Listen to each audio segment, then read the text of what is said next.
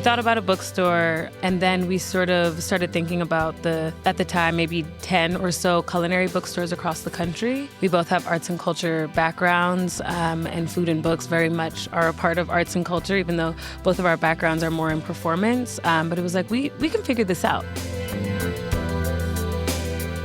This is Taste. I'm your host, Eliza Barbanel. Danielle and Gabrielle Davenport are sisters and the co-founders of BEM, a bookstore and community space for Black food literature in New York. After years of operating online and at pop-ups around the city, they're getting ready to open a permanent location in Bed-Stuy. It's so fun to have Danielle and Gabrielle into the studio to nerd out on food literature, building a family business together, and more. Danielle and Gabrielle Davenport, this is Taste. Thank you for coming on the podcast. Thank you so much for having us. I'm glad to be here. Yeah, it's so fun to have you sitting across from me in the studio. Your body posture is exactly the same right now, actually. That's hilarious. Wow. What are we, related? Yeah. Who's older, actually? I am. Yeah. By 7 years. So Really? I'll take it. People always ask that question now that we're in BEM land together, and it always cracks me up. Yeah. Wow, I love that. Well, so we're here to talk about BEM, which is this amazing Black bookstore food literature project that you guys are working on. Before we get into that, I want to give just a little bit of insight into who you are as people, how you kind of come to the conversation. I'm wondering if you would each share a food memory you have from growing up that you think is kind of personal to you or informs your point of view in some way. One that pops to mind to me is a funny one, which was on a trip to Jamaica. I was 4 years old. And everybody tells this story. I honestly know the story better than I actually have the memory, but we were on the beach. And apparently, a downpour started, crazy rain. Everybody ducks for cover. And I protect my jerk chicken. Everybody, it's just such a funny thing. But have always been passionate about food, love flavor. There's all of this commentary about me and butter from all the way back. Wait, what's up with you and butter? I love it. It's so good. We bake with it. We put it on bread. It goes in all the things. I've just always been a big food, big flavor person. Excited to try things, all of that. So yeah, love food and always have. Priorities, protect the jerk chicken. Always. I love that. What is rain, Yeah, that makes me feel safe with you that you're gonna look out for the food. Exactly. Taking Yes. care of business. Yes. Okay, great food memory to share. Yes. One for me was, I was in elementary school. I don't remember the exact age, but my sister Danielle and our mom and I were preparing a special meal, and it wasn't somebody's birthday. I don't remember what the occasion was, but I remember very distinctly us all standing in the kitchen, and I was on dessert duty. I was making pie crusts, and I was at the island. The two of you were, I don't know, working on other things. And I just remember feeling so a part of something and so dedicated to what my task was. I was very committed to it. I don't remember how the pies came out. That was really beside the point. But I remember so specifically feeling so, sort of excited to be included and to be able to participate in this sort of production almost. And we were setting the table specifically, and it was all very intentional. And I think that it replays in my mind frequently as, an early moment in the kitchen that I felt really sort of gratified and serious about something. So that's one that comes to mind. I love that. When you say that, it makes me think about being a kid and sitting with my sister. My parents would put us on the counters in the kitchen, so we wouldn't be off doing something else, and being given an egg to whisk or kind of the little tasks and feeling you're a part of this larger moment. Yeah. I think that's really special. Yeah, it was lovely. And I mean, it still happens all the time. I feel that one moment feels like it sort of set the stage, and I think about it all the time. Yeah, I love that. When we were downstairs, when you first came into the studio, we record here at Penguin Random House. There are all these great books in the lobby, and we were kind of talking about some of the books, and you pointed out this children's book that I've never heard of before. What was it called again? It's called The Talking Eggs, and it's this really beautiful book. It has incredible sort of watercolor illustrations, and it's a sort of Bayou take on a Cinderella tale. And there's so much beautiful magic and things turning into things, but obviously the talking eggs are a really important piece of it. And I haven't actually looked in the book in ages, was just sort of seeing the spine there on the shelf, but I can just think of the little illustrations of the faces and the eggs, and it's a really beautiful book. Yeah, I think it's so interesting you pointed that out because I love children's books, and I think that children's books are such an underrated part of food literature. Yes, let's Yeah. talk about it. Yeah, Yes, I want to so talk true. about it. Do you guys Yes. feel like there's something special happening with kids' books and food? 100%. There's so many. We always talk about the sort of grandmother and grandchild stories that we have from all across the diaspora. There's like a Haitian one and a Dominican one, a Ghanaian one and a Nigerian one. All of these really amazing stories of obviously all kinds of generational pairings. But there's a really beautiful through line of like grandparents and grandchildren. And there's just something about like aside from the color and the vibrancy and the fact that it is a way to sort of welcome children into the world of food and to sort of reflect how important food stories are for who we are and how we connect to one another. There's just something really, really lovely about it. And that really gets at the heart of what we do here and why we're doing it, which is really to connect people sort of across generations and within families and then, across families, communities, and the diaspora at large. Yeah, I think that's totally accurate. And there's also just something so playful that you can do with food in children's books, whether it's like Bread and Jam for Francis or these books where they're not humans, they're animals, but they're humanized by the connections that they have to the food that we have. Yeah, absolutely. Or like Cloudy with a Absolutely. Chance of Meatballs. Yeah. Yeah. I also think there's so much you can introduce children to through food, like science and math and color, like Danielle said. Like there's so many other things you can explore through food at so many ages. It's such an exciting sort of playground, if you will. There's another book we carry called Carla and the Christmas Cornbread by Carla Hall, and it's about sort of a retelling of an experience she had as a young girl. And there's also a lot about like impulse control and like what do we do when I made the wrong choice and I have to fix it? Like what happens? It's lovely. We've started to read kids' books in some of our team meetings at the request of the team members, and it's so lovely. It's like these books are great, and they deliver messages in such lovely ways. So it's been fun. And there's really beautiful craft that comes through when you have children's book authors who are sort of deeply dedicated to that and thinking about, sort of what they're introducing to children how. But then there are also all of these really wonderful books by either authors who generally write for adult audiences or sort of coming from different backgrounds and seeing sort of a window into their childhoods and how food memories and experiences shape them as the, chefs, creatives, authors, et cetera, that they are, is also something that's really beautiful to see that kind of weaves its way throughout the collection. Yeah, I think that's a really good point. It makes me think about like certainly Carla Hall's book or like Eric Ajapong and his children's book. Absolutely. Yep. I feel like all the celebrities are doing children's books, like Bradley Cooper, etc. But I know, but the food people specifically, I feel like you're right. It's such a kind of maybe even more of something that's been happening in the past couple of years, but it's cool to see. Yeah, Alexander Smalls has a really gorgeous one that just came out earlier this year, I want to say, maybe tail end of last, when Alexander graced the table. Ziggy Marley has one that I think is coming out soon that just has like a little snapshot of food, but it's just enough to kind of bring it into our world. And it's just, really, really beautiful, all these perspectives on sort of children's literature and what connects us as families with the very littlest ones. Yeah. So I want to take a step back for a second, I guess, and kind of talk about like where did the idea for BEM come about? And was it always a project that you wanted to do like together as like a family business? Like how did kind of everything begin?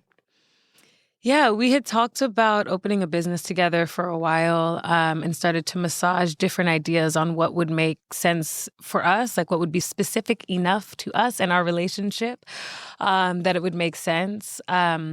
We love books. We love food. We realized that 90% of the conversations we were having just as sisters, food and or books came up really frequently. And so as we started to talk about what a business venture together could look like, we thought about, like what's something, we both live in Bed-Stuy. We were thinking about like what's something we would really love to see or to have here. A bookstore came to mind. We're big fans of Greenlight in Fort Greene. And we're like, Bed-Stuy doesn't have one of those. This was at the time, there were no bookstores in Bed-Stuy. There are many now, which is fantastic. So we started thinking about that. And also, interestingly, the conversation around like, do people read books and what's happening with Amazon? Like, even that is in a really different place than it was 5 or 6 years ago when we were first sort of coming up with what we wanted to do. So we thought about a bookstore, and then we sort of started thinking about at the time, maybe 10 or so culinary bookstores across the country. And we were like, there's not a place that's doing Black food specifically in that sort of setting. And we love all of those things. And let's see if we can figure it out. We both have arts and culture backgrounds, and food and books very much are a part of arts and culture, even though both of our backgrounds are more in performance. But it was like, we can figure this out. Like we can put the pieces together, and we imagine that there are other people that want to be in conversation with us about these things as much as we already are. And it absolutely would not be what it is if not for the two of us working on it together. It's sort of hard to imagine if one of us or the other had done BEM. It's like it would be a whole other thing that is like, I can't even really picture that. So it's been really exciting and wonderful to sort of build it together over time. Yeah, there's a beautiful cookbook that came out, I want to say last month or so, called Kin by Marie Mitchell.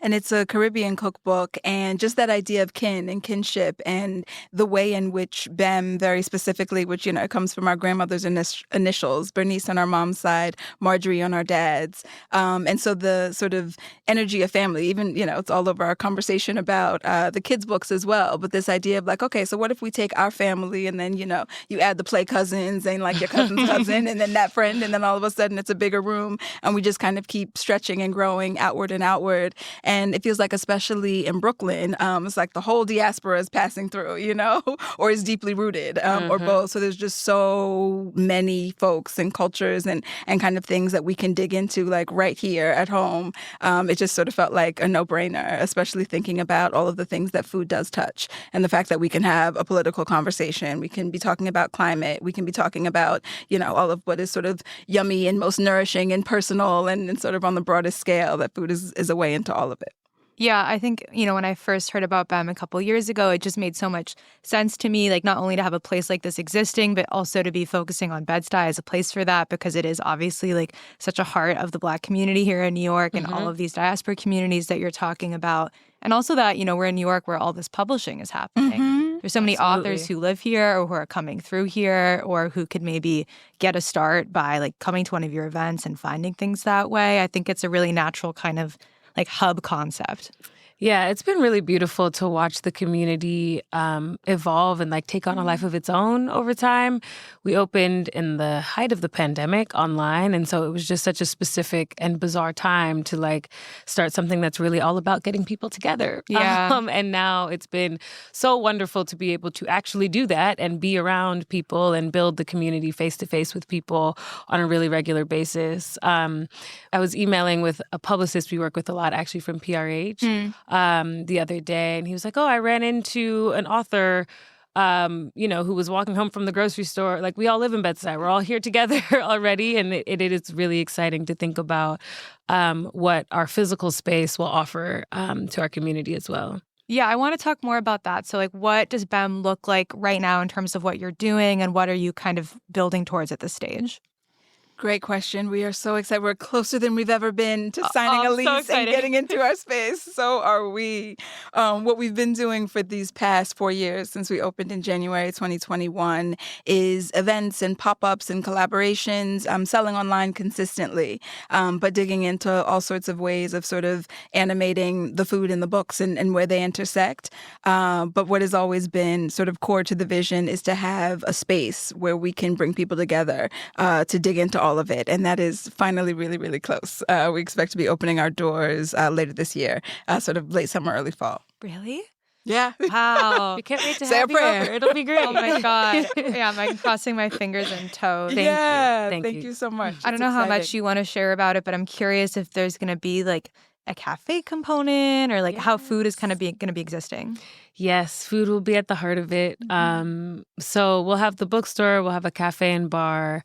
We'll have a kitchen and then a sort of archive, a growing archive over time. So the idea is to really bring the food to life in as many ways as we can that people are experiencing on the page as well.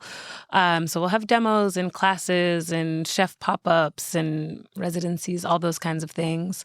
And also be a place where people can just like come and hang out for an afternoon and get a lovely pastry and a tea and work or read a book or what have you. So we're really excited excited to sort of build the space out, especially after having imagined it for so many years now.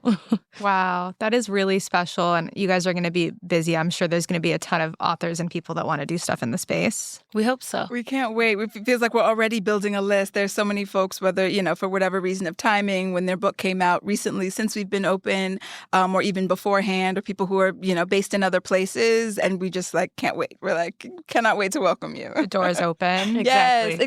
Very much exactly. so. We think so much about how this is really a space that is for the community. Even in, in some of the hard moments of building and maintaining and growing this business, I feel like it's just such a kind of grounding central force for us that it's this is not about us doing our idea. It's this is about an offering to our community that serves all of us and can grow with all of us. So it's exciting. It's really exciting. Definitely. We were talking about kids' books a little bit earlier. I'm curious how you guys are defining what is Black food literature in terms of what you are carrying at BEM. Is it an expensive label, or is there anything that you kind of say isn't quite right? It's very expansive. We're the question is really how much can we welcome into our umbrella of what is Black food literature? I'm our buyer, so I'm constantly reading to see, does food show up here? Obviously, it's pretty straightforward when it comes to the cookbooks. But when we're looking at fiction and nonfiction and poetry and plays, we're looking for, what is that interesting little moment that happens as someone is prepping dinner or around a table, or, when the protagonist is a chef and we're in their restaurant, or, there are all kinds of ways that food shows up, including some of the really incredible nonfiction we carry that's diving deep into food systems, or some of the more food science-y texts. There's a really wide range of what we have going on. And I would say the poetry is always a special treat as well. There's just something about the sort of distillation of the form that when food shows up, it's it has that much more impact. So yeah, it's really special for us and kind of at the heart of it to be thinking about where are sort of the surprising places that you discover food across the collection. Yeah. Do you feel like do you have a sense of if it's going to be 50% cookbooks, everything else? Do you have a breakdown you want to have? That's such an interesting question. I would be curious to even see what it is on the site right now. Yeah. I think it is not 50% cookbooks. I would say it's less than 50% cookbooks. They sort of it's been, just as we figure out and do what we can. We've focused most of our events on cookbooks specifically, but one of the things we're really excited to do is to open up and get into more of the genres in terms of events and so forth. But I would say that the majority of the cookbooks is probably the single biggest section, maybe. I would say so. But it's definitely, compared to all the others, not the majority. Yeah. When we first started BEM, we sat down and made a list of what we thought would be the starting collection, right? So it was, again, a lot of cookbooks, but, books like If I Can Cook, God Can by Ntozake Shange and Beloved by Toni Morrison, things like that. And we were both, I think, really pleasantly surprised, oh, this list is so long and juicy. We're so excited to dig into this. And as we continue to grow and sort of deepen our relationships with publishers, learning about the cycle of when a book goes out of print or what happens when it goes to the backlist and we can no longer get it, the difference between the cookbooks on our website versus what we'll actually have in the shop will also be a whole interesting thing to navigate. We hope to, both with the archive that we'll build out over time and hopefully eventually publishing. Hello, PRH, if we can discuss an imprint down the line. We want to be bringing some of these books back into print. There's more than one cookbook that people are banging down our internet doors to find, that because we don't currently carry used books, we don't have for them. So it's really, to your question about what will the percentage be of cookbooks in the store, it's an ever-evolving exploration for us to actually get to the stuff that we need and that our community wants to see. And then again, in terms of making new things available, that's something we're always looking into and hope to get into, perhaps with our own publishing arm someday. I love the BEM Publishing imprint. Right? I think if we say it enough times while we're in this building, yes, will happen. Speak it into existence. It's going to be a new button on the elevator when we go downstairs. Right? Exactly. You see the vision. I love collecting old cookbooks, and I have a bunch of eBay alerts set myself. So I'm curious, when you were talking about these cookbooks people are looking for, is there a title that comes to mind that's hard to find that people are really looking for? Yes, one that I have been on a mission to track down is A Real Southern Cook in Her Savannah Kitchen by Dora Charles. She was a big part of building Paula Deen's empire with her as her sort of main chef for decades. And she, wanted to tell the story on her own terms and wrote this cookbook that came out in the early 2000s. And I don't know exactly what was circulating on the internet, but there was a period of time where like multiple people were either ordering the book off of our site where it says this is out of print, but they ordered it anyway, and or were emailing us and being like, "Can you get me a copy of this?" And it's like, we're working on it. We're trying to figure out if we can somehow advocate for it to come back into print or otherwise find copies for people. So it's been really interesting to sort of be in that process and trying to figure out how to make that work and that story more accessible to folks. Yeah, I would imagine that it's a really interesting position to be in as this kind of like sourcer, obtainer of things for people. I think that like books in general are really personal, but cookbooks are especially personal because they're tied to cultural memory and all of these other things. And I imagine as being like a therapist or something in some ways, especially if you have a physical store, if someone comes in and they're looking for something and like you're the person that could find it. Absolutely. Yeah, it's a real treat. Also, it's like it's an honor, right, to be in that position and to also get to research. We're both researchers, and I think really love that part of the work is like the excavations that we get to do and are tasked with. I wish I had more time for that in the running of the business. I wish I could spend more time just doing the research, but maybe down the line. The deep dives. Exactly. There's so many to do. And there's also something that's so collaborative about that. It feels like food service itself, there's something about the sort of hospitality and the energy of let me find this for you, like let's find this together, and the number of people between, you go to the marketer and the publicist and the publisher and, what the imprint used to be, and then the person who asked for it and the other person. It's just becomes very connected and communal, which feels like is an energy that pervades so much of what we do. Yeah, I really like that connection. Besides this out-of-print book, I'm curious if there are any like titles or topics that you find like really resonating with the BEM kind of readership community recently.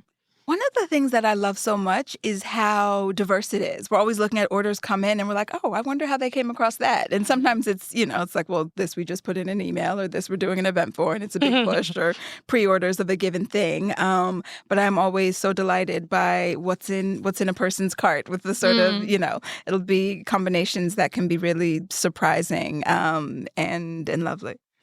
I would say also during the summer festivals that we end up going out to, people are always looking for plant-based, like specifically, like Black from across the diaspora plant-based cookbooks. Yeah. We cannot sell enough of them. People are like, I need this. So that's always, it's exciting, like you said, to be able to sort of pair people with the thing that they're looking for. And we always are tinkering with our formula of what we bring out to festivals, and it's never quite right. It's always a little, a little to the side of whatever would have been perfect. But that is a very frequent request that we get is more plant-based books. And I love that we're in a moment where there are so many cookbooks that sort of address so many different dietary realities, because we have plant-based as distinct from vegetarian, as distinct from vegan. Yeah. And when someone says they're on the paleo diet, we can say like, okay, well, maybe check out this title, or I'm pescatarian. I'm like, okay, Supper with Love, Michelle Braxton. There are all sorts of books that are sort of addressing very specific dietary sort of orientations, but also in a way that feels expansive. It's hard to think of one of our books that is like dogmatic, like this is the thing it must be and you shouldn't have any of that. It feels like we're in a space now where so much of what's coming out is like, look, we all eat a lot of things. We're all a part of families where people are eating a lot of things. And so what are the ways that we take care of our health and sort of prioritize what we want on our plate while we're still in community around the different ways that food can move and work, So it's exciting to have so much of that. I really like that framing, and I'm curious what kinds of festivals you guys are going to over the summer. A little bit of a lot of things. We always will show up at the Brooklyn Book Festival, which we love. We also are on the nonfiction committee, so we do a couple of their food panels with Evan Hangsor of Little Egg, which is super fun. So Brooklyn Book Festival is in September, but in my head, it's like kind of it's still nice out. It's like it's the end of the summer festival season. Yeah. This year, for the first time, we are going to be at a music festival called Biscuits and Banjos in Durham, North Carolina. So that should be really fun.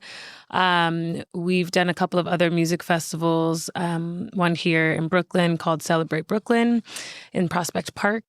So we did a pop-up there a couple of years ago.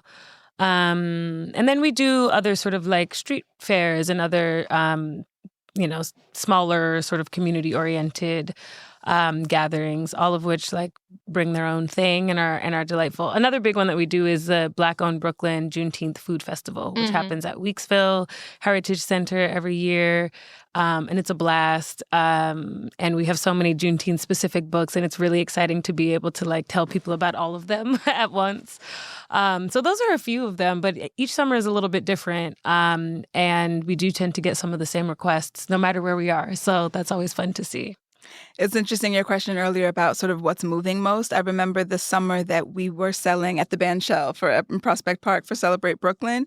There was a little paperback edition of Maya Angelou's poetry that included Just Give Me a Cool Drink of Water Before I Die. And it was like pocket size because people would be so surprised to discover like a little book pop up at the Bandshell while they were, ready to watch, see, hear music.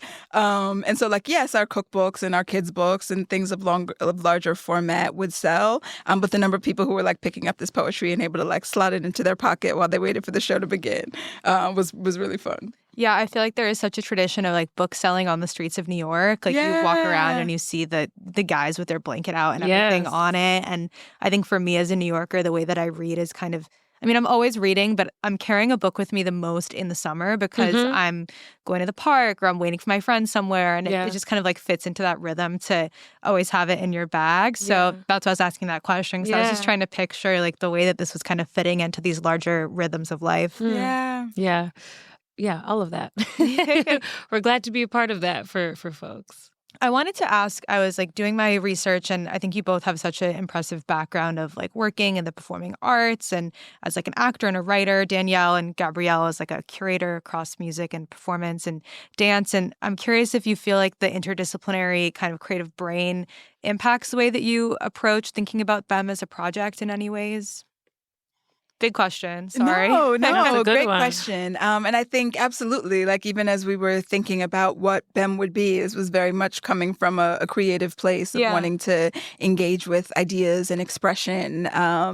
And so, I think that our creative backgrounds definitely have a lot to do with what we bring to BEM. And I think that our experience with, me as a performer, Gabrielle as a producer, there are so many ways that it shows up in sort of what we do, how we do what we do, in fact. But just in terms of like, for an author who might be, releasing their debut cookbook into the world and thinking about what it is to, develop something through all the stages and the readings and the workshops, and you finally get to opening night and like what that energy is and what the some of the dynamics around that, and really wanting to sort of take care of people and to do the absolute most that we can to make sure that they have a beautiful experience of finally, after all of this sort of internal process or with their team, introducing something to the world. I think there's a way that we both relate to that through our various production experiences, and even when it comes to events and just sort of the questions we think about and different aspects of the experience that we want to be sure to be taken care of, as well as just the sort of passion for words, and how that can be a way into everything. Yeah. One of my former bosses, Rachel Chanoff, who's a brilliant producer, used to describe producing as like creative problem solving. And I don't know what small business ownership is, if not creative problem solving every single day on every scale, So it's been really exciting to sort of apply, again, sort of our various training and past experiences to this entity. It feels like the most deeply like generative and creative thing I've done, with also the most strictures. So that's an interesting adventure to be on. And it is exciting to think about sort of the seeds we're sowing now that will like, sort of will reap the benefits of, I'm sure, hopefully decades from now, right? And for many decades to come. So it's a very long-form project, a very long-term project. But even in the short term, on the day-to-day or even month-to-month, it's like super rewarding even so far. So that's been exciting. Yeah, I really kind of relate to that in terms of doing cake scene as like a small business Yeah. myself. There's like all of the fun parts and then all of the not fun parts, and you have to balance them together. But I'm really excited to see BEM as a physical space, because I would imagine that in terms of thinking about like, what does it feel like when I step into this room, or what music am I listening to? Yes, like all of those exactly. kind of things. Yeah, getting a deep nod from both of you. Yes. We can't wait. Truly. Yeah. And one of the things we're so excited about, too, is whether it's, partnering with other organizations or what we'll be able to do in our own space. But like, let's have the screening that then connects to the dinner, that then connects to the talk. Or, is there a moment of live performance of music or reading of a play? Like, how can we be really expansive thinking about sort of food and books as a window into the breadth of Black cultures? I'm so excited for that. Okay, before I get into my rapid fire at the end, I wanted to get book recommendations from you both. Maybe one cookbook and then one non-cookbook that you think, as we get into like the spring and summer, like warmer season of potential and like reading in parks, etc., or like cooking with the produce, that you would recommend to people. Does that make sense? It does. Okay, it good. definitely does. I will say one cookbook that I was just looking at earlier that we did an event for a couple of weeks ago was Gone into the World by Eric Ajapong. So that's one that I'm excited to dig into more. And then on the non-cookbook side, I was about to say nonfiction, but it's actually a fiction book. There's one coming out later this year called The Wilderness. That's actually not until September, but that I am really excited about. And I will say that Chimamanda Ngozi Adichie's Dream Count is in my bag right now. Wow. Okay. I like all of these recs. One cookbook that came out this fall that I've been cooking from a lot recently is Belly Full by Leslie Enston. It is dedicated, it's organized around 11 sort of key ingredients found across the Caribbean. And so it's, coconut and beans and calabaza and plantains. Anyway, I'm not going to name all 11 of them, but you should check it out. There was a time when I could name all 11 of them. I think you could do it. Anyway, it's a beautiful cookbook. It's really wonderful. It's really oriented toward the home cook. And as with so many of the cookbooks that we carry, it's like, yes, there's wonderful recipes, but there's like a lot of history and good writing, and just like you can really sink your teeth into it as a book. So that's when I've been really enjoying cooking from. It's very delicious. I highly recommend it. There's actually a kid's book that comes out today, so it's top of mind. City Summer, Country Summer by Kesey Lehman. Kesey Lehman is one of my favorite writers. His memoir, Heavy, which I read in college, I think, for the first time, the way that he talks about food and his body as a way of thinking about memoir and his life was, again, sort of an early entry for me. And like, what is food literature? And like that one always comes to mind. All of this is to say, the book looks delightful, and I'm very excited to gift it to some young people in my life. And I imagine it'll be a really popular one this summer. So that's one I'm also looking forward to. I love those. And I also love thinking about like the books that we give to children. Yeah. Some of my friends have been having babies, and I've been buying books for them, and it's such an agonizing decision because of what you were saying earlier about like the lesson, like what lesson do I need to impart to my friend's kid the most? Yes. Also, I realized that I don't know like ages for children very well, because all the books that I've been buying are for like probably 4 to 6 at least. And the baby was just born. Yeah, the baby wants like a soft thing to hold, I'm like, this is the book about the 2 gay geese at the Central Park Zoo. Yes. Oh, they're penguins. The 2 penguins. I love it. Yeah, it's absolutely a thing. The other thing we can't keep on our shelves are board books, like the cardboard books for like newborns. We just can't not keep them. People buy them in droves, which is great. Yeah. But yeah, you really, it's a big decision helping build a small child's library. I should have been buying the board books, actually. Well, I'll come to you next time. Yeah, exactly. There you go. But I do think that even like, yes, there's that toddler phase where the cardboard is helpful. But I think that even from infants, like you think about, reading in utero, but really like, or whether it's just sort of for story time at bedtime once they're, hopefully sitting a little more still. But I feel like the really beautiful sort of picture books and stories, like straight through childhood and on, can really imprint so beautifully. Yeah, into like your staff meetings as adults these days. Yes, exactly. Also, lifelong. And as you were talking earlier about sort of heading into summer and what you're reading, I feel like we have this group of books that sort of focus on urban gardening in particular. There's like Uncle John's City Garden or Saturdays at Harlem Grown, I want to say. But there are a handful of books that we have that are really about sort of introducing kids to growing things in all kinds of environments, which are really fun, especially as we get into this season.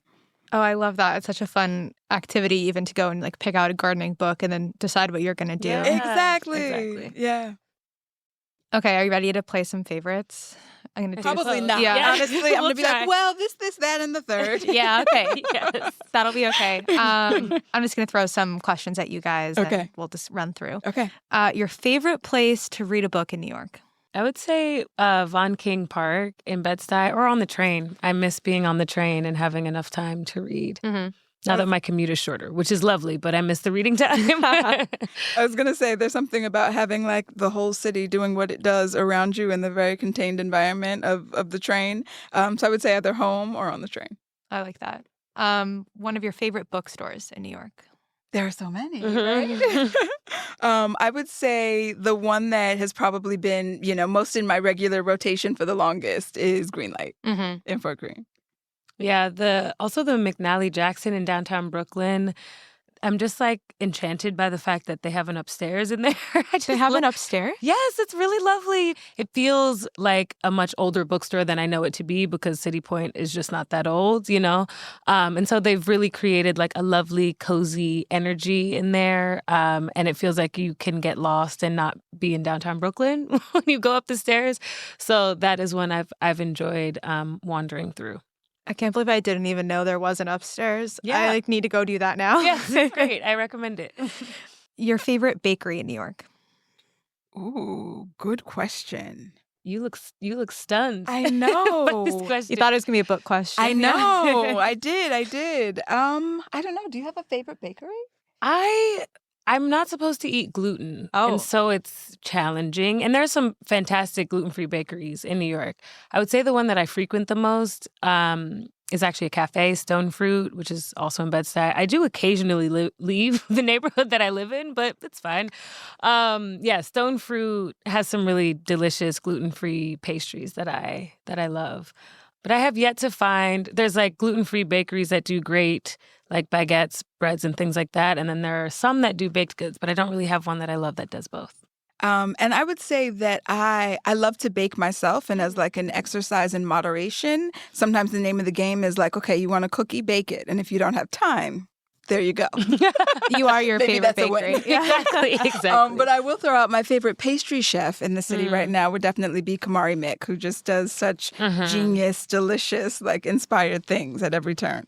The Kamari Mick fan club runs deep. I mean, Absolutely. Her stuff is so good. so good and just so Also- thoughtful. Like there have been a couple of like dinners and things that she's been a part of where it's sort of curious. I mean, obviously everything that she does is, but there's just some, there's something really beautiful about the way she approaches what she does, and then the flavor. Because sometimes you can have like the idea is really great, and then it's like, So okay, true. this is interesting, but it's like, no, this is just exquisite all around. Yeah, it's all so good. I'll link to her Taste podcast episode in the show notes, actually, Yeah, if anyone's wonderful. listening. It's a good one. Awesome. Okay, well, you said one favorite Bed-Stuy place, but if you want to shout out like one of your favorite businesses in Bed-Stuy.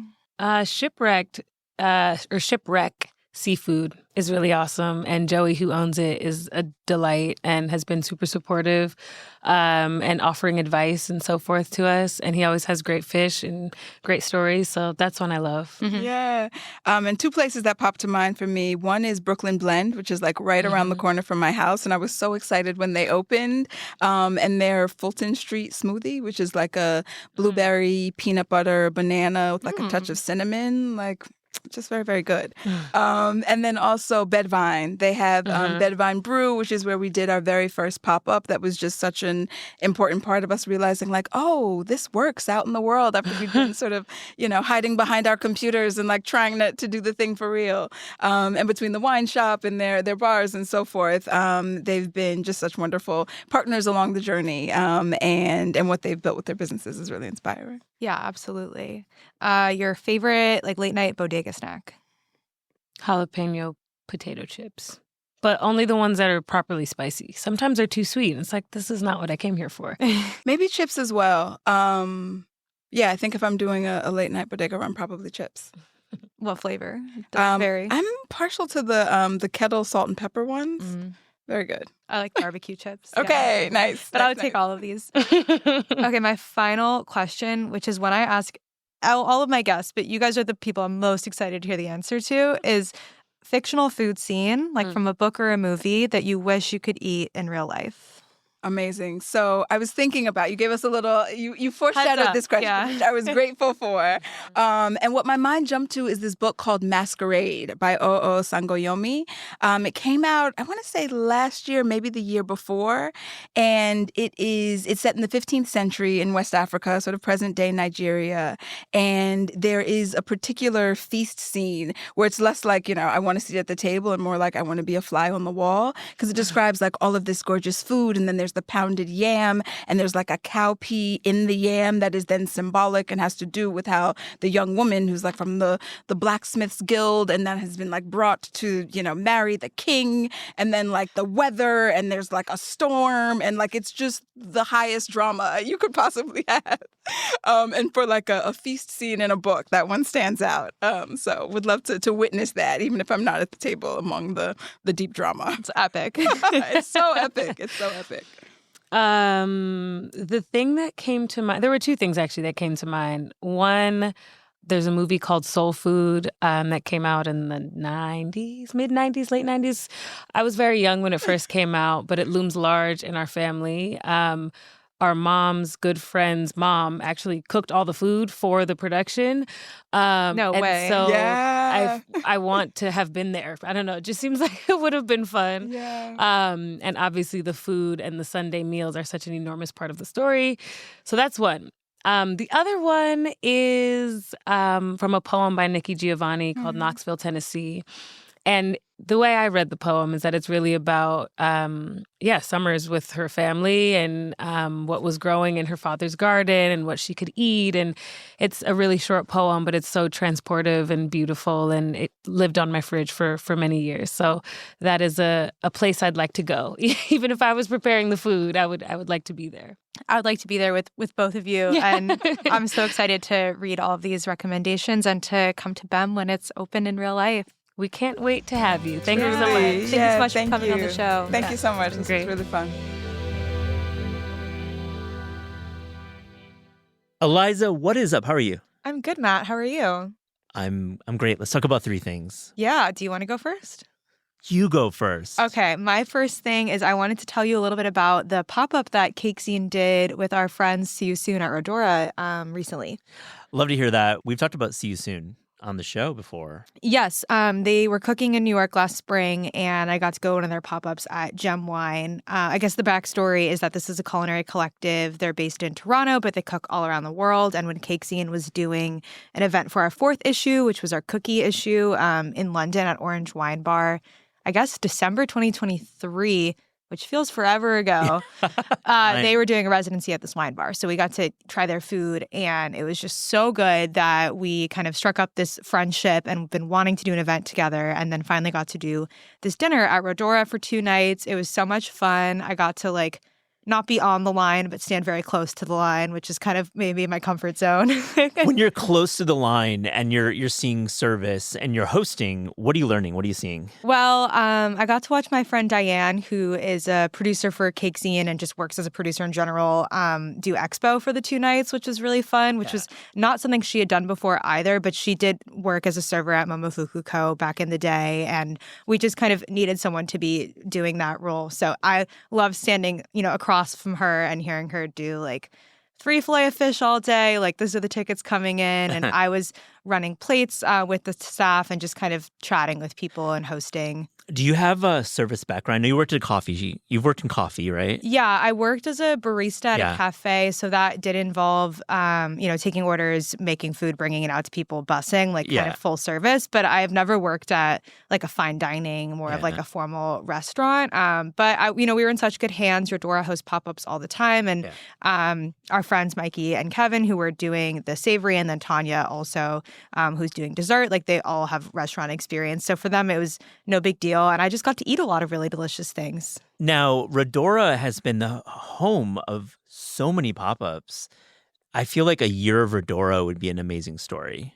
Just to go through all, I mean, what's up with Redora? I don't know the owners. I don't know anything about it. So I think it's the Oberon Restaurant Group. They have June in Cobble Hill, the wine bar, and some other projects as well. And Redora is interesting because outdoor dining is about to start again in New York. So I think actually April 1st, which is today that we're talking, is when all of the parklets are going to start again. And Redora literally doubles their outdoor space when they do that. So they were kind of staffing up in preparation for that. But typically their food menu is pretty pared down. So to do 10 dishes, 12 dishes a night is kind of more of the pop-up arena. But I wanted to say maybe two of my favorite things that I had. Everything was so good. I think on the savory side, the filet XO fish, which is a fried fish sandwich with XO sauce on top, is kind of one of the signatures that See You Soon does. I had it the first time I ever tried their food, and we did it again for this pop-up because it was a bread-themed pop-up tied to our issue. They made the XO sauce themselves in Canada, flew it over the border with them, which I didn't even know you could do. You probably can, actually, but that's okay. I mean, if anyone's listening to this, maybe don't come for us on that point. It was in the checked luggage, and it was super, just as good as I remembered. We did snow pea tips with dan noodle sauce and puffed buckwheat. That was really seasonal and fun. The sweetbread sandwich that's in the issue. And then savory, Tanya did this crazy dessert she called it caramelized toast. It's basically a big raft of brioche that she kind of butter fries in the oven and then served with coconut creme anglaise, raspberry jam, a little bit of basil. Very much like French toast, but make it dessert. So that's my first thing was the pop-up. It was so fun. Exciting. I checked on the gram. It looked like it was a smashing success. Congratulations. Thank Very you. Cool. My first thing is I'm sticking in Brooklyn. I got to head down to Breadivore. Have you heard of it before? It's a new bakery. It's a bread bakery. Yes, I've been wanting to go, but I haven't been. My friend Neil hit me to it. We walked down from his apartment, and I was like, man, this is really exciting. The owner is Sishu Gao, and Sishu worked at Per Se and the now Shuttered Bouchon Bakery. And I walk in and you see so many bowls of sourdough, and it's a real, it has two personalities. They do the viennoiserie, laminated, croissants, et cetera. I'll talk about those. And then they have all these breads, and the sourdough comes in many different styles. Some's filled with seeds. There's a Gruyere. There's a fig and walnut.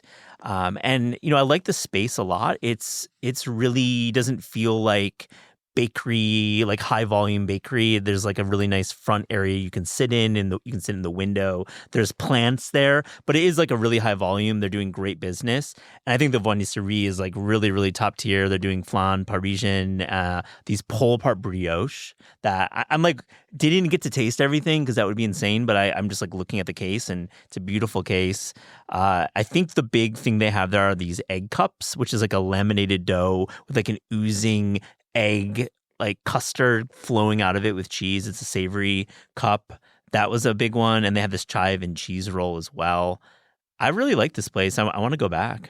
Yeah, it's been on my list. I think any new bakery is something that is of great interest to me, and I'm glad you had a good visit. It was great. What's your next thing? My next thing, I guess I'll stay in the baked goods realm, is that it's Girl Scout cookie season. Yes, it is. I've been seeing the Girl Scouts all around New York, and this past weekend it was really gorgeous out and everybody was in the park, and I happened to buy some Girl Scout cookies on my way to the park. And I just think that Girl Scout cookies are a really good thing to bring to a picnic because everybody likes them. I don't think everybody feels the need to buy them, but I was a Girl Scout, so whenever I see the Girl Scouts, I feel this urge to go and support. And I also think that tagalongs are the most perfect Girl Scout cookie, and I'm curious what your favorite is. I mean, I still ride with Thin Mints because it's iconic. I really like mint. I'm a York guy. I just love a good York.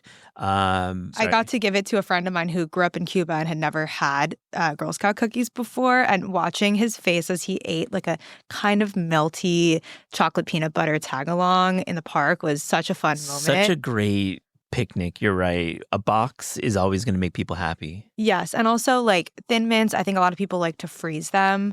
So maybe that's not as good. You're giving a face. Do you not do that? I don't. And I know the instinct to freeze them, but it dulls the chocolate. It dulls it. Yeah. I'm not really riding the Thin Mint train, so that's not of interest to me. But I think that tagalong is a cookie that is improved by sitting out in the sun for a bit. Samoas, let's talk about those. Oh, yeah, those are the caramel coconut ones. Coconut caramel. really, really nice texture. It's like a very unique texture because it has that hard like sugar crust on it. Yes. And then you bite in, and of course, I mean, why am I explaining Samoas? I think people have had them pretty much. I think honestly, Girl Scout cookie sandwich, 2 Samoas with a kind of melty tag along in the middle. Yeah, I like your style. 3 for 1. I will say I also one bite. encouraged a friend of mine to wrap a tag along in prosciutto at the picnic, which she insisted was Peanut butter good. prosciutto, huh? I did not. I kind of was jokingly suggesting it, and then she ate it and said it was good, but I didn't like actually try it myself. The P&P sandwich sounds like it'd be something like in a cool deli, like Yeah. prosciutto and peanut butter. I don't know about it as a cookie. Look, if you're listening and you want to let me know how it goes for you, I'm very interested. Funny enough, you mentioned Girl Scouts. Is this okay with you? I arrive at our office and we've got 10 floors for Penguin Random House here. And I'd seen somebody very smartly had laminated a card with a QR code for their child's Girl Scout cookies. So it was like, support the Girl Scouts. You click this QR, and I assume this person went to literally every kitchen area in the building. Yeah. Is that cheating? Because I know there's definitely pride. If you're in your troop, you want to be the one who sells the most. Can you do the QR code in your large office? Is that fair? Oh, yeah. The Girl Scouts are super online these days. Oh, yeah. I feel like I see all kinds of links floating around that's support this troop that, has a certain life experience or they're going through something. That or, I like. The gay Girl Scouts, all Yeah, of that. I like feel that. like people are just trying to get those orders however they can. And Yeah. I like to just stumble across them because I think they're very smart in terms of it's nice out. They'll be by the park. They'll be by the library. But I think whoever you can get the cookies, Yeah. get the cookies. No, it's a great organization. I'm so down with it. What's your next thing? My next thing is I want to give my thoughts on the Graydon Carter memoir, When the Going Was Good, an editor's adventure during the last golden age of magazines. What a great title. I'll get your thoughts on Condé Nast because you worked there. Your face is amazing. I did not work at Condé during the Graydon Carter era. Great lead-in because it's very true, and anyone who observes media knows that the magazine industry, as it was known in the 80s and 90s, is no longer there. And certainly the budgets weren't there. And that's an economic issue with advertising. And these pages of these magazines were filled with ads. And what I like about this memoir is many things. And I've read the Carter memoir and the Keith McNally back to back. They're both good. This one, I would say, is unquestionably better because of the way the story unfolds. There's less. It's very tight. It's a very like the VF Diaries that Tina Brown wrote. It has a really good pace, and it felt like it was obviously written by an editor because it was edited really well. Graydon's story is interesting. He grew up very humble background in Canada. He worked on the railroad. There's a great section about his early life. Digging ditches. He started a publication or worked at a publication and brought it to great regard called the Canadian Review, and it became one of Canada's best-selling publications, and it was very literary and very of the moment. It goes on to work at Time magazine during a very flush era, an era when you have assistants and you can fly anywhere in the world on assignment. Great, pictures and portraits of the Time magazine era. Then he, of course, launches Spy, which I think for the spy heads out there, this will be really great material to read because it talks about really how small that magazine was and how really it wasn't like a crazy party like a lot of people thought. It was actually very buttoned up. And I don't want to spoil too much of this book. I'm just going over some highlights for me. But I think it really, really gets good when he goes to the New York Observer for a few years, really makes that publication what it is or what it was in the 90s, and then lands at Vanity Fair in 1992, where he served as editor until 2017. This is the heart of the book. This is the journalism stories. He talks about the staff lovingly when they need love, and of course he has some staff members who he did not love and who ended up writing about him. Toby Young, remember that name? Very funny.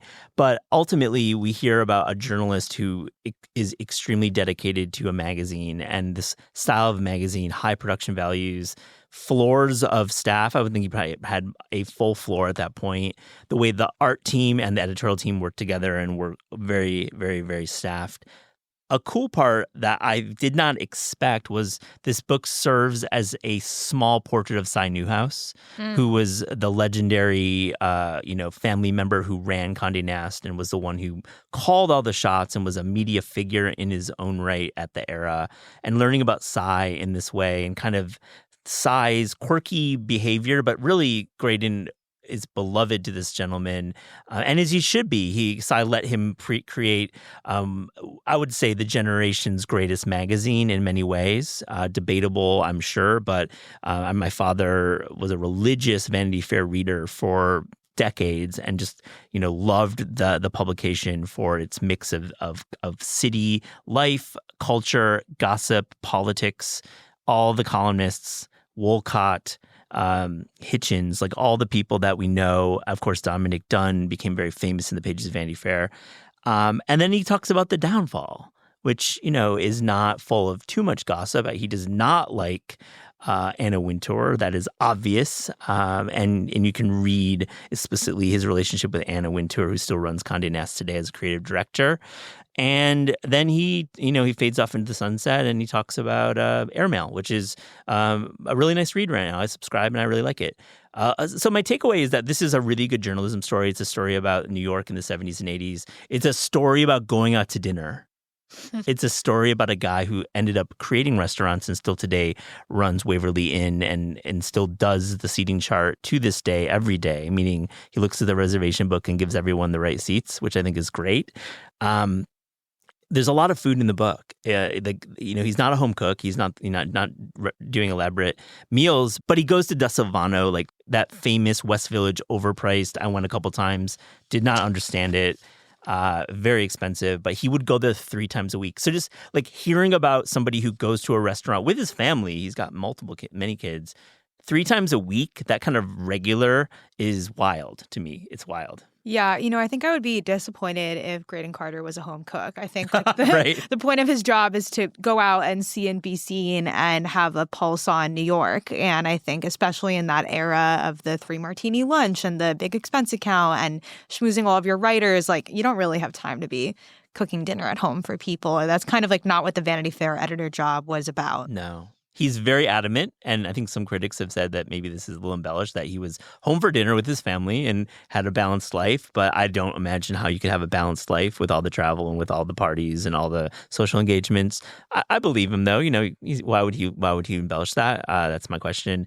For you, Eliza, working at Condé Nast, did you get a sense, and you obviously answer as you see fit, but like, did you feel any of this legacy while you were there, this like Graydon Carter era of Vanity Fair? Yeah, absolutely. I started there in 2017, so I think it was right around when he was leaving, and it was before Radhika Jones stepped in as the new editor-in-chief of Vanity Fair. So I remember her appointment and that being kind of a big day in the tower and people talking about that. And I think that Condé, like many media brands, many companies, is about the legacy of what they've built, and that's how they are such a name brand, known name. I think the other thing about Cy Newhouse and Condé that I think about is obviously we talk about the money that was there with advertisers, but it also was the kind of length of rope that the Newhouse family gave Graydon and all of the other editor-in-chiefs to build their own publications. I don't remember where I read this, but someone once, I think, compared it to different like fiefdoms or like nation states in ancient Rome almost. Like the fact that all of these publications were kind of given money and then he would let them do whatever they want with it. They would maybe be fighting for resources or for big name writers, but he very much like gave them a lot of leeway to build what they wanted and to kind of invest in these brands. And I think that as somebody who's in media today, I think a lot of us feel maybe like jealous that we like didn't get to be existing in that era of money and power and the magazine editor at that status. But I think what maybe you can learn from that is the fact that these media companies were being run by people who loved media and who trusted editors to make those decisions. Love that sentiment, Eliza. Fully agree. And I think the journalist and the writer is at the heart of this story. And I think Graydon takes great lengths to pay tribute to his writers and his staff. And he's, gives extreme praise to many names by name, talks about specific stories, and talks about how it really does start with the reporter and the writer. And granted, yeah, there is some jealousy. I mean, to be able to go and report a story for literally a year and like having dozens of writers on contract. And that's when we talk about contract, we're talking about in, 1998, like $125,000, $150,000 to write 1 to 2 articles. And that's like, double that now. Think about that. It's like your job is to write 2 articles a year, plus an expense account that allows you to live in cities. I mean, he tells great stories of writers staying in Cuba or Eastern Europe or in Afghanistan for a month, for 2 months, and he's like casually. And I believe all this. Like some memoirs I don't believe because embellishing is only hurting your legacy, and it'll be obviously fact checked. But I think there's no reason to lie. You literally could send somebody and like, oh yeah, stay an extra couple months to work on the story. But it comes back to the journalism. Like all the stories that were broken in Vanity Fair goes over a lot of major scoops that the magazine had.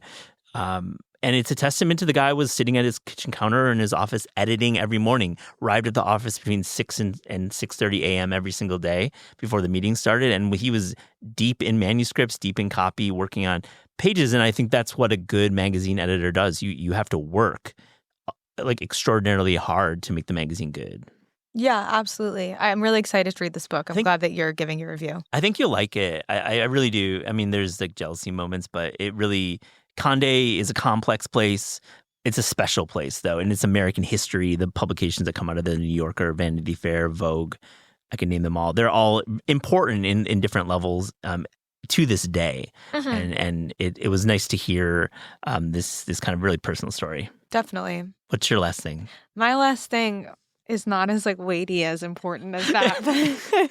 But I had a really good long lunch at Wu's Wonton King in Chinatown. Nice. On Sunday. This is important. It is important in its I own have way. some thoughts. Okay, let's go. So we were sending off our visiting chef friends who were in town, and what way to do that than a 14-person table at Wu's Wonton King, which I didn't even realize they could fit that many people at one of those tables. But really the service there is like, they are so unflappable. Like you want to add more people to the table, no problem. And we just had a great long lunch feast. Some of my favorites that I hadn't had before that I really enjoyed on this round. They do a fried salt and pepper anchovy, almost like little French fries that you can just snack on and pop the fish in your mouth. Super fun. The razor I think about clams, Mediterranean, like Greek style, yes. Italian style. Like that. Exactly that. They call it like silverfish or anchovy. I think like either one would get you there. The razor clams I really enjoyed. Also this like saucy salt and pepper duck grilled. I don't normally eat duck in that kind of way, but I thought it was so good. And then of course all the other, dim sum situation, har gow, xiaolong bao, etc. I just think it's such a perfect group restaurant, and everyone else that was there was eating with their family or with their friends, having a nice time. Also, I got to witness like the most incredible form of lunch theater, which was the server piling all of our bowls into one bowl and then carrying that one bowl away with one hand. Like, I don't know how this was possible, the way that he kind of stacked these plates in like overlapping circles spiraling in, but the whole table stopped to watch and then applauded as he left because it was just such an incredible example of somebody who's so good at their job. I love that image of this gentleman walking away with like palming bowls. I have a video I can show you, and I was dining with like mostly restaurant industry people, and everybody was just rapt, attentive, watching this happen. My initial thought, I'm so happy the food is as good as it used to be, and I've been going there for many years, and it's become a cultural fixture of like that Times Square area, right? Of Chinatown, Times Square. Yeah, it definitely has been. I think partially because they allow big groups in that kind of way. Also, BYO wine, which I think a lot of people who want to bring in like fun bottles, that's a nice way to do it. No corkage, you can just bring it? No corkage fee, you just bring it. They have beer there. That's the drinking situation. But also the food is just so good. Food is great, and that's what's bottom line. And I'm really, really like to go back there. I haven't been there in many years. So this is a great report. Well, we've been talking about doing like a Manhattan Chinatown crawl. So maybe that's where we end it if we have room. I was truly so full after this meal that it was my only meal of the day. We're going to have to strategize, and we're going to have to bring a bunch of people. That's what's going to be key about this episode that we're going to work on. Yeah. We have to bring a crew with us, maybe popping in here and there and do a full day. and visit many of the spots you've brought up. You're there much more than myself, but I've always loved that neighborhood. We're gonna do it. We've said it twice on the show already. It's gonna happen. It's gonna happen. My last thing is brief. The Studio. Have you seen it yet? This show on The one that HBO. I was like the one we're currently sitting in. Oh yeah, the studio that we're in. Have you been there, or are you outer body now? The studio I saw a trailer for. Is it a movie that's coming out? No, it's a TV show. I'm glad you don't know much about it. It's really good. It stars Seth Rogen as a studio executive who's thrust into this role. It's a comedy. Star-studded.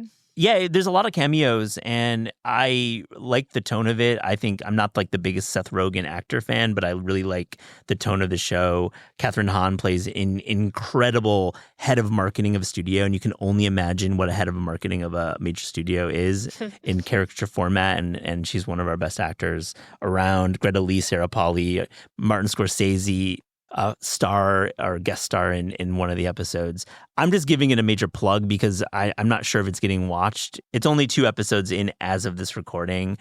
I just love the vibe and kind of this dynamic of major corporations owning studios, a studio executive who is fired, who has a great legacy, and then this new upstart played by Seth Rogen. And how, the pressures, it's very Birdman, right? It's very Safdie brothers in terms of tension and filmmaking for the show. But it's like a movie or a TV show within a movie on sets and a lot of actors and behind the scenes. Really cool. Like the show a lot. I'm excited. I saw a trailer for it and I didn't realize it was already out. I'm about to finish White Lotus. I'm waiting for The Last of Us to come back. Boo. So maybe boo to what? White Lotus season is terrible. Oh, I just disagree. Wow. Okay. We can leave it at that. I mean, I'm just not loving the season. We'll circle back after the finale, but we should. Yeah, that's true. Actually. There are so many things that I think are fun about this season. It's fun. It's great. It's great. But man, the first 2 were so good. It's a high bar, and it hasn't quite reached that. We'll circle back on this because I think I have kind of like short-term memory. Like I don't even really remember how much I liked the first season compared to this one. But I do think there are so many fun dynamics and like karmic moments that are happening in this season, and I'm just ready to see it through. Well, thanks for sharing your 3 things, Eliza. You too.